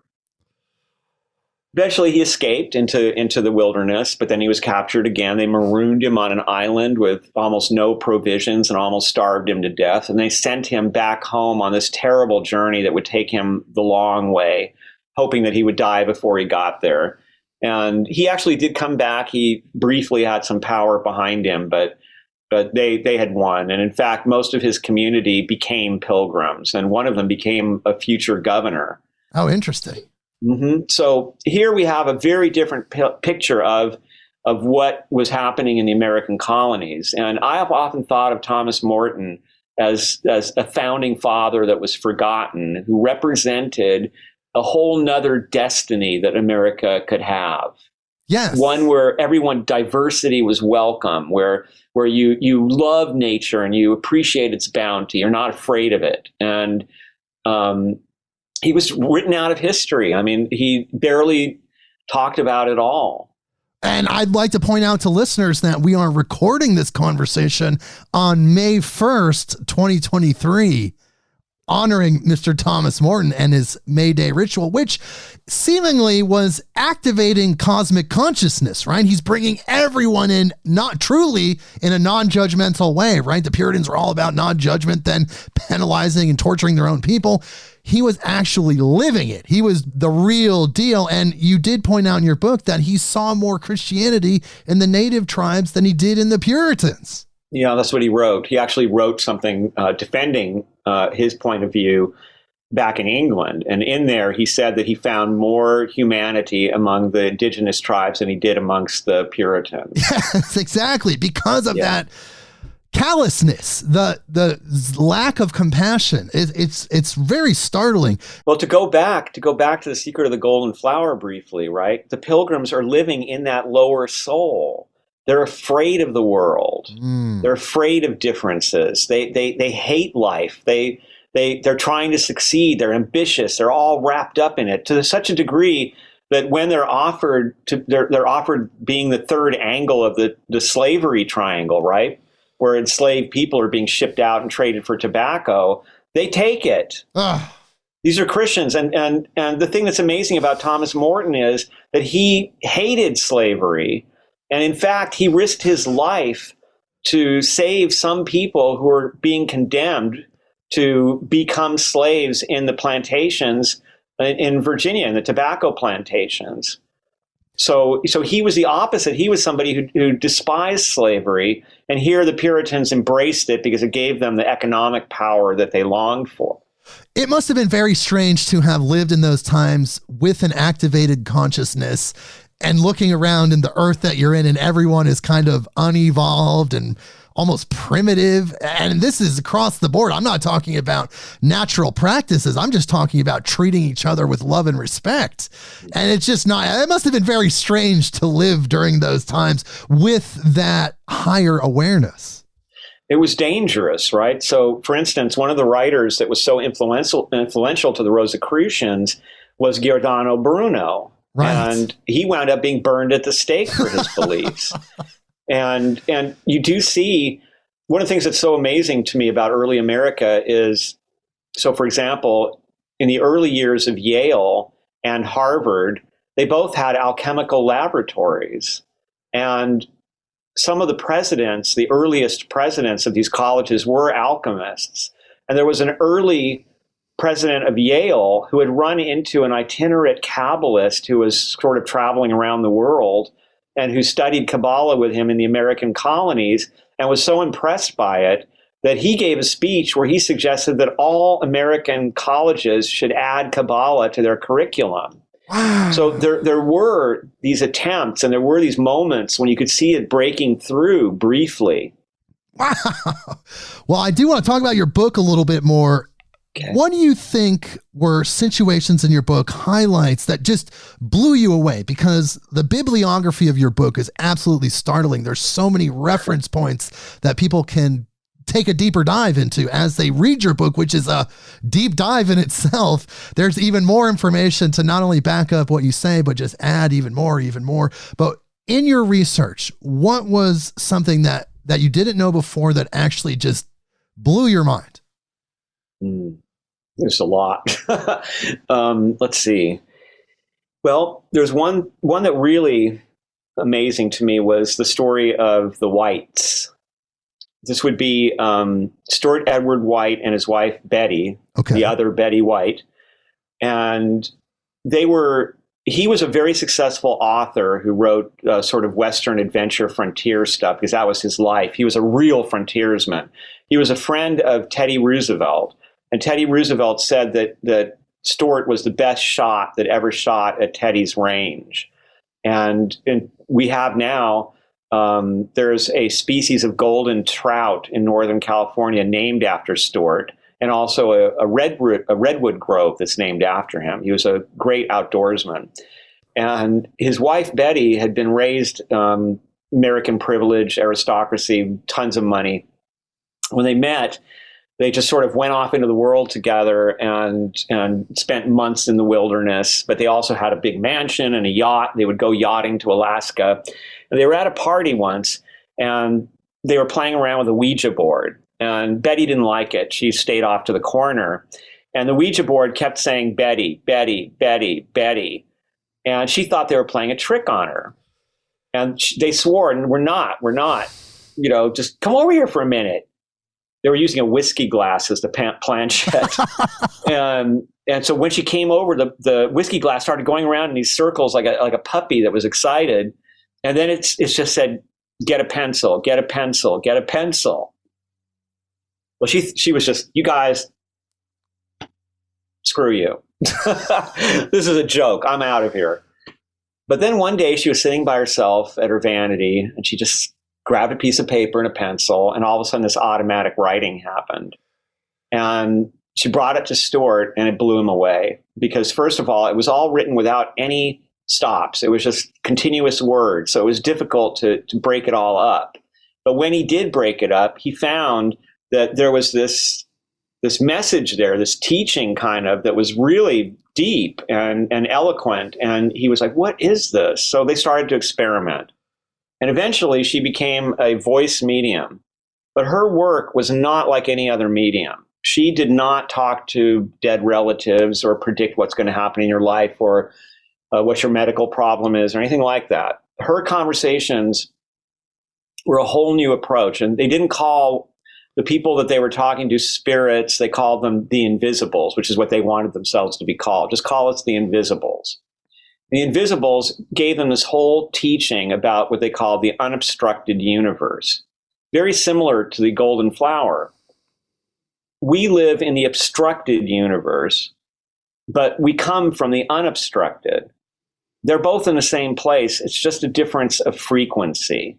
Yes. And the meaning of life is that we slowly move up the quality of each form of life and acquire the utmost quantity of consciousness that quality of consciousness can bear. And then when we reach that, we evolve to a higher form, and then we collect more consciousness, and we continue to do this.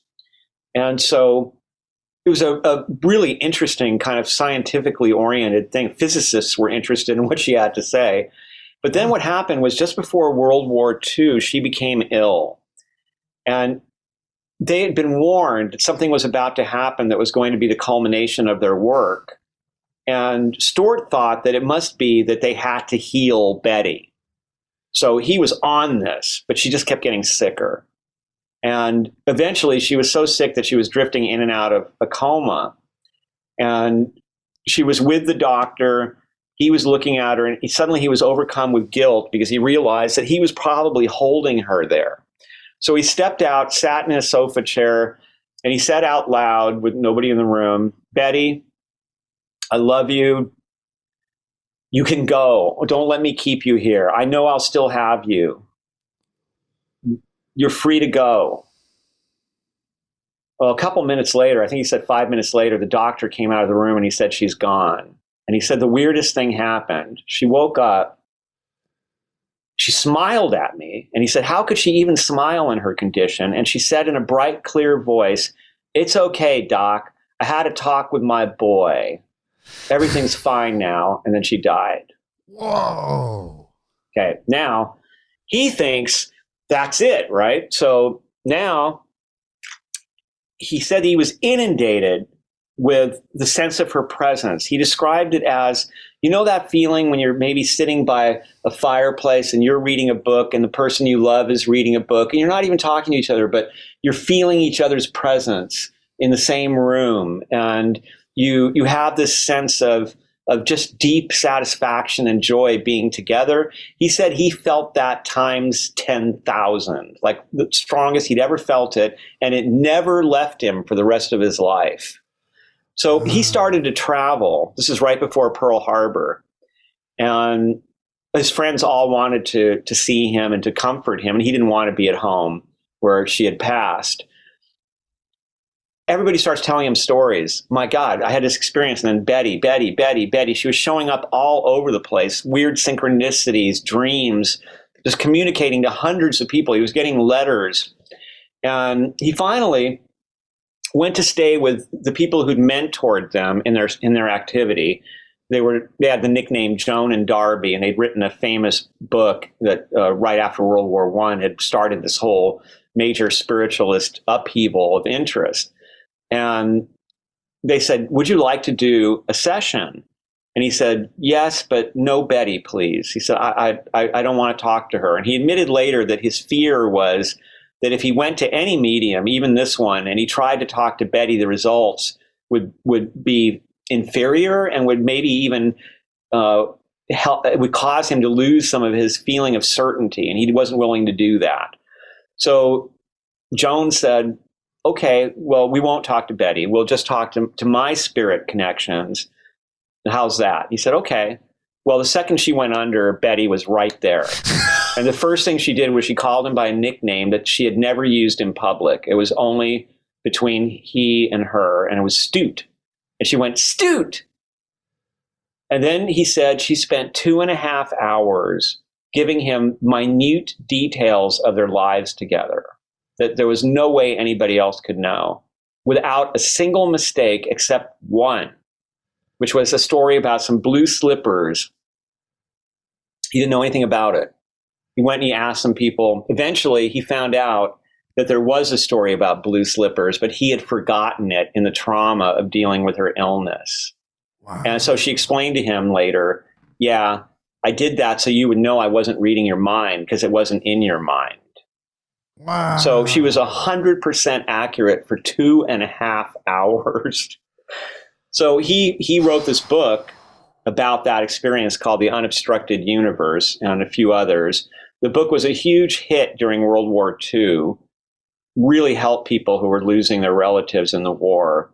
And then he lived just a few years after the war, lived very quietly. He never started a school. He was never a celebrity. They were hugely successful. The books were bestsellers, but he became completely forgotten because no one carried on the tradition. And when I first started writing about them, there was no information about them.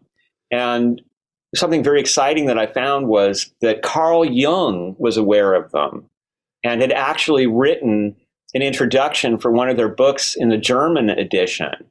And in that book, his introduction has sort of an agnostic approach. He's like, "This is very interesting, but we don't want to say too much." But I found a letter that he wrote to a dear friend of his in which he was recommending those books and in which he said that he thought that Betty was not just an archetype, that she might be proof of a spirit having survived death.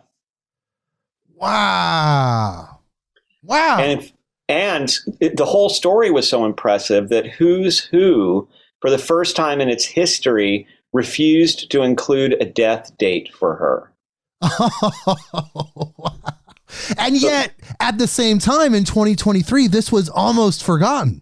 Yeah. Yeah. I mean, it was huge. And like you said, at the time of World War II, so much energy, Carl Jung, like all of these people, and yet almost faded into history. Exactly. But captured in your book. Yeah. I'm also, I have a book I've been working on called The Unobstructed Way, in which I try to present their teaching in the simplest possible way. So that's coming soon, you're saying, that book? That one, I'm going to have to continue.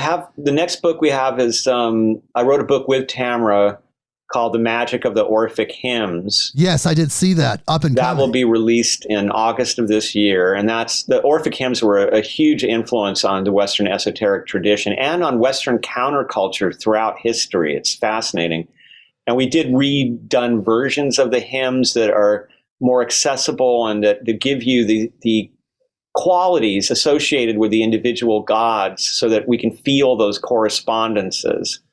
And then there's another book coming out next year about the Rosicrucian origins in context, looking at the political and the social context and finding that they seem to have been in their origin less esoteric society and more like some young college students with their radical professors. And I started to look at the Rosicrucian manifestos as being almost like the writing of people like Ginsberg and Kerouac. Just of that era. Yeah, but in that era. And, there's a lot more humor in it than people realized. And it was really so similar, the ideas about bringing everybody together in this new world where science was going to liberate us. Interesting. And so then the third book you're working on is The Unobstructed Way. That's coming. Yes. I don't know when that'll be done. We'll say 2024, 2025. Hopefully. We get a little preview here on the Midnight on Earth podcast. We've had an incredible discussion. We could go for hours. Listening to you is like nectar. Like it's just going, it's like, my God, like I'm hanging on every word, and I just appreciate you giving so much, speaking with us, speaking with our audience in 165 countries now. Oh, wow.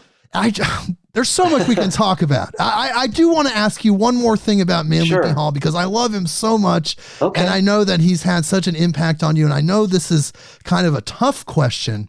Mm-hmm. What was it like dealing with his death? Because when I think about it, it frustrates me. It makes me angry. It's shocking.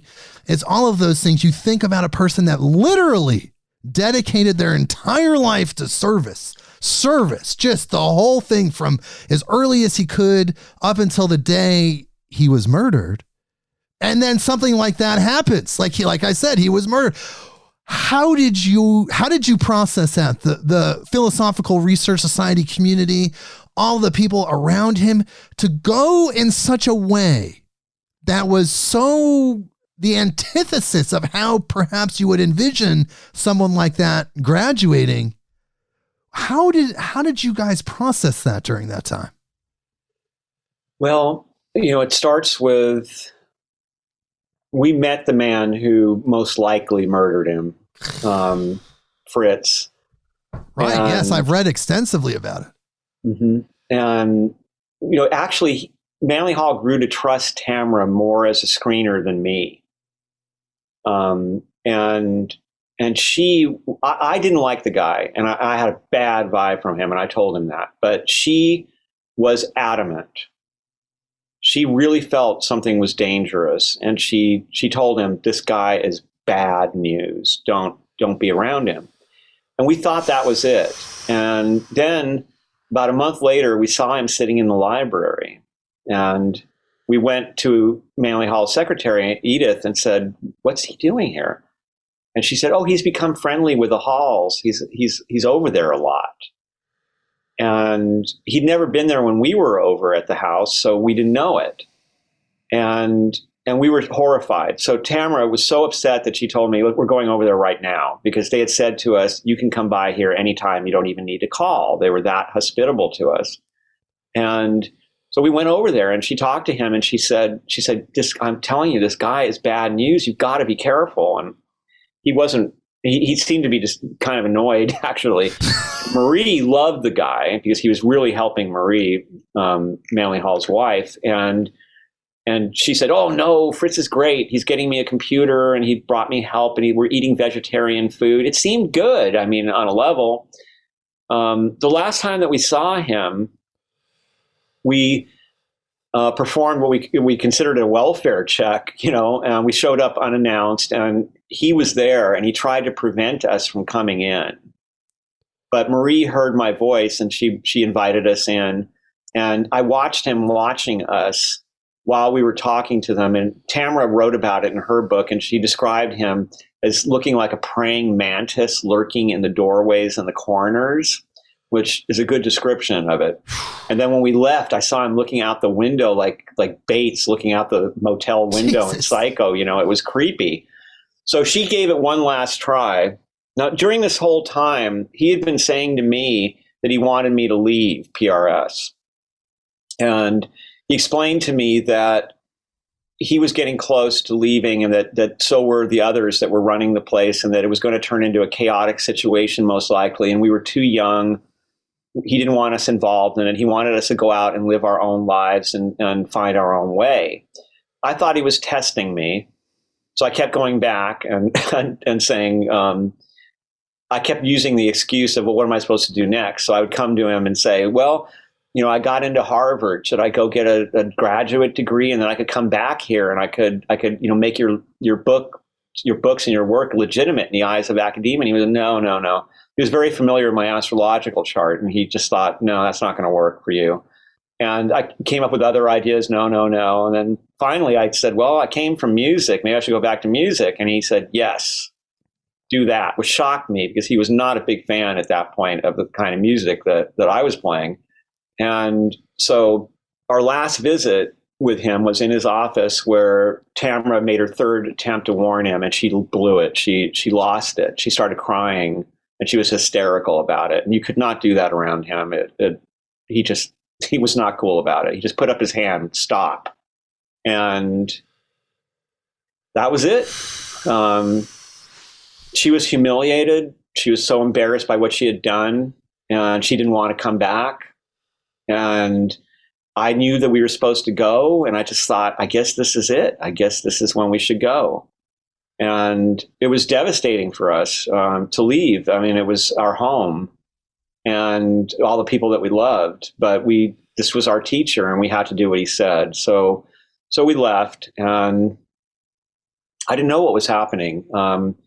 Most of the people at PRS just kind of stopped talking to us, and the one person who kept talking to us, he would occasionally let me know, some weird things going on there, and things are being stolen. He's not coming around very often, and this Fritz guy's running the whole show, and these kind of scary things. And once there was a group of PRS people who found me and begged me to come back and try to take over the place, having been somebody that was had been seen as kind of an heir apparent by other people because of the way he treated me. And I told him I can't do that. He told me not to. And he told me to go have my life. I'm a musician now. And the weird thing, by the way, about the musician thing was that when I first got out there to be a musician, I couldn't find anybody to play with. And I wound up playing with Tamara, and Tamara wound up being the star of the band. And she had no inclination that she was going to wind up being a musician. But looking at it in retrospect, I really wonder if the reason he sent me into music was because after looking at our charts, he knew that Tamara was going to blossom there. And she did. She made her little asterisk in music history as one of the original Riot Girls. And so when we found out about it was through the newspaper. And I was pretty upset when I saw it. And I came out to her. She was in the kitchen. And I said, I've got some bad news for you. And she turned around and she went, is he dead? I said, Manly Hall? And she was like, and I went, yeah. She said, was he murdered? And I said, possibly. And she said, was it Fritz? And I said, yeah. She was very upset because she felt that she had failed to warn him. Yeah, but she tried. She gave everything. Yeah, but she felt that maybe if she hadn't lost her emotional balance, that she might have reached him somehow. And then also the other thing was that, later on, she became such a different person. I mean, fronting a punk band, and she studied martial arts and all this stuff. So that Tamara was like, oh, why couldn't I have been there? I would have dealt with that Fritz guy right off now I know what to do, right? And so there was a lot of regret for both of us that we couldn't protect someone who was so protective of us. The place completely fell apart. It turned into warring factions. Things were stolen. The core of the alchemical collection in that vault that I had sat with him enjoying was bought by the Getty Museum, which is probably a good thing. It's now available online. You can see everything that they have from the Manly Hall collection at the Getty online now. So that's a beautiful thing, and they're taking such great care of it. And but the whole thing just collapsed, and it went through some serious financial straits, and it survived. It's now, I think it's flourishing. It's got somebody new who's running it, Dennis Bartok, and there seem to be a lot of people going there.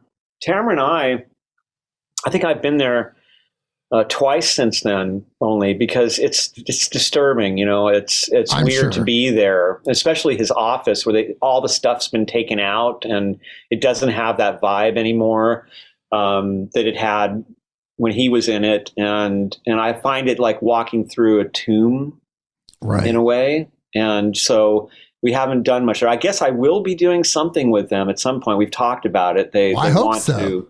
It'd be good closure. I want to help them. I think it would be good closure for you to have that experience, to just have that release, I guess, both closure and release at the same time. It's just powerful. Also, I don't want to, I mean, obviously me going there potentially has ramifications that I don't want to create factions. I understand. So, but at some point I will certainly. I mean, we do help them however we can, kind of behind the scenes, and they do sell my book in the gift store, in the gift shop, and they have spoken to me about doing events with them, and I'm sure that at some point I will, because I simply have to support them, and I also want to support the community of people that love him, because he's somebody that I had such a unique relationship with. And Tamara also. I mean, they were pals, real, buddies. I mean, she bought him a stuffed animal for Christmas, right? And I mean, I was just it was a stuffed koala bear, and I just said, "You don't give Manly Hall a koala bear for Christmas." All of our friends at PRS were saying, "Tamara, really?" And she was like, "Look, he's getting the bear." and she brings it over, and when he sees it, he goes, "Toby!" It was exactly like a bear that he'd had as a boy that he had lost. Oh, see, she knew. Obviously, she had some incredible intuition. She knew in her heart. And I just want to close that part by just saying, you did have an incredible contribution to his life. Obviously, you guys are part of the same soul group, which is a powerful thing to say. Like you're intertwined, and just being here on this podcast talking about this adds so much value to people that love Manly P. Hall that don't know any of this. But what a conversation we've had. Again, like, we could keep going for hours and hours and hours. We barely scratched the surface. I have so many notes here that I haven't even touched. So that means that you have to come back at some point soon. We'd love to have you back. Anytime. And I do want to tell people about your book, where to get it. Of course, the book that we've been talking about, in addition to other things, is American Metaphysical Religion, Esoteric and Mystical Traditions of the New World, which you can find anywhere you can purchase books, Barnes & Noble, Amazon, all of those places. And if you want to send Ronnie a message, you can do that via Instagram. And his Instagram is the Ronnie Pontiac, all one word. You can go there, you can find him, send him a message if you feel so inclined, if you feel drawn to connect based on this interview. And my goodness, Ronnie, thank you so much for being here. Is there anything else before we go? Is there anything we didn't cover? Is there anything you'd like to leave our audience with? Lately we won't have time to talk about him, but there's somebody I talk about in my book named Phineas Quimby, who's a very interesting character and who was sort of the father of the mind cure and of new thought. And he had this saying that I just have been thinking is such a great thing to meditate on. And maybe we'll leave it with that. He used to say that health is how the body experiences the eternity of the soul. Wow. That's very profound. And we do have a lot of new thought people that come on and talk about it. Phineas, what was his name? Phineas Quimby. Phineas Quimby. Wow. Well, thank you again, Ronnie, so much for being here. Your book is amazing. Everything you've shared with us has been so powerful and amazing. So thank you so much. Again, of course, we're having you back on. And thank you. Yes. And please hold through the outro music. Everyone, my God, what an incredible episode. Get this book. It is so dense. It is so amazing. It's incredible. And if you love Manly P. Hall, you should be attracted to this as well. Thank you, everybody. And we'll see you next week. Midnight on Earth.